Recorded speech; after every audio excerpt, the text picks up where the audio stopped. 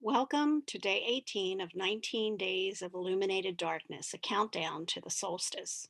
Today I have a special treat for you. I have a tarot spread that I specifically created for this year's winter solstice. We've had a really rough year, and so the questions that I placed for each of the cards in the layout are those that will hopefully bring you a little more illuminated information, a little more wisdom, and also allow you to move through the upcoming year knowing exactly where it is that you need to place your focus. So, this tarot spread is a 5 card spread.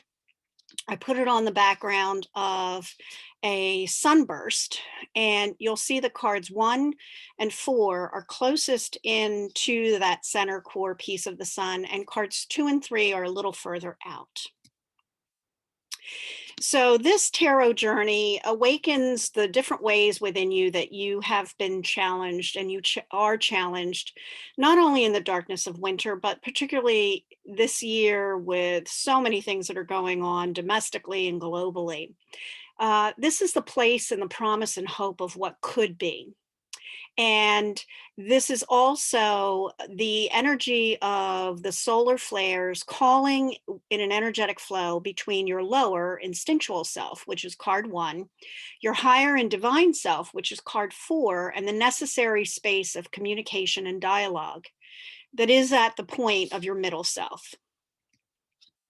The 2 outer cards, number 2 and 3, are the extremes of balance. So I want you to think in this case of the equinoxes and how we have the energy of the equinox, and the intention is not one of having equanimity and equilateral structure. The intention is that we, for that space of moment, are kind of paused or in a holding pattern, but we still realize that there is dynamic flow that is occurring from either ends of those spectrums or either ends of those equinoxes that we can draw into the center point.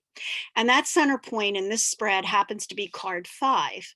And that's the place that becomes the fulcrum, becomes the anchor, and also becomes the core center of who you are. So, card 1, as you've placed out your cards and you turn over, place them face down, and then turn one up at a time, is your primal and your corporeal nature. So, this is your most instinctual self. This is your lower self. This is the place where you often express that fight or flight response. And this is also the place where you can find out a little more information about what tools you actually use to exact that will. So, some of the things, or one of the things I want you to think about, is the fact that we have come from the veils of Samhain's Gate. So, this card answers the query of what have you gathered as the tools of the strength to protect your truths. What have you gathered from those veils, from the wisdom of the ancestors, as these tools that will become the strength that helps to protect and guard and guide your own personal truths? Card 2 sits in one of the places of the equanimity. And I told you that this is your place of dialogue. This is the equinox. This card represents the point of balance. And this balance acts as a mediator and refiner of how you move through the world. So there are 2 cards of dialogue. This first card, however, acts as that part of yourself that serves as a buffer or a filter between your instincts, which you revealed in card 1, and your reactionary response. This is a place of resolution also. And this is the place where you have resolved some of the things that you have carried forward from the wisdom of your ancestors. But now it's important that you heed those lessons learned, that you have to find that point of balance between your interactions and the choices that you make. So this card is the question of what reminds you to pause, weigh, and measure before reacting. And when I say reacting, take into consideration your first card and your place of survival. Card 3 is another card that I told you was going to be a place of dialogue. So this card represents the point of opposition. So in any balance or extremes, we always have that thing that is the opposing force. And it serves as a mediator and refiner of how you respond. So in card 2, you have the reactionary instinctual self. Now you're moving across and away from that. And now you have the idea of what your response could be. Reactionary responses are purely from the gut. Responsive actions are those that are in alignment between the heart and your mind. So this space serves as a buffer and filter between you and your higher knowing. So we're moving towards card 4, which I told you was your higher self.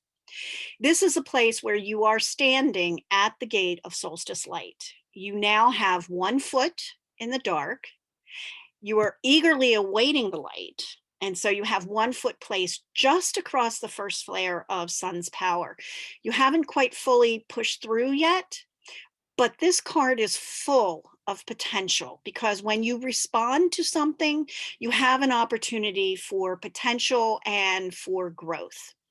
So the question for card 3 is, what gives you a sense of hope and purpose? Where do you find the gift of right action?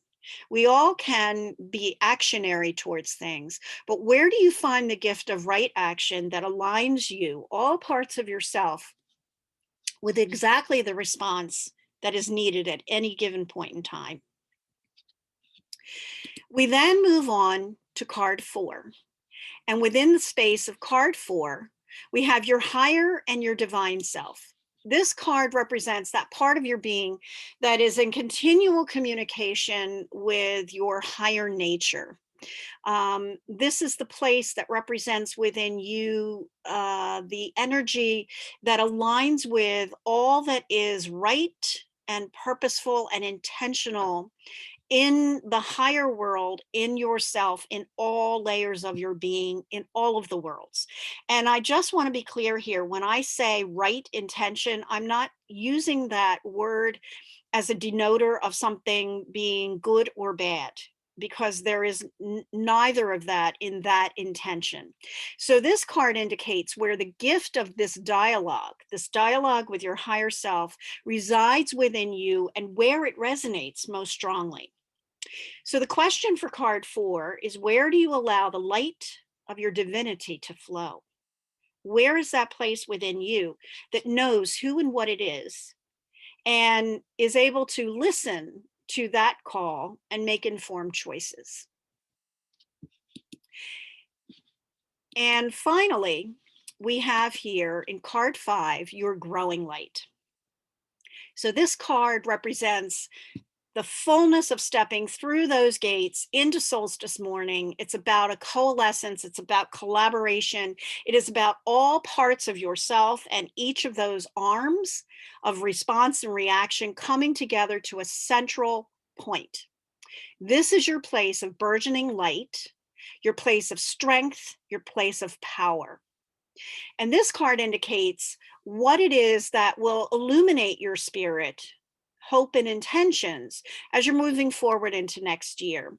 This is a place where you stand fully in the mantle of the solstice sun, that morning where the sun arises and you know that hope is renewed and you know that things are going to move forward and that they can be better than they were if you incorporate and integrate and coalesce all parts of yourself.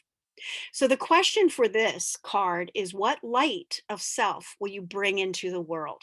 And this bringing into the world is not just about you. It's also about the light that you bring to others.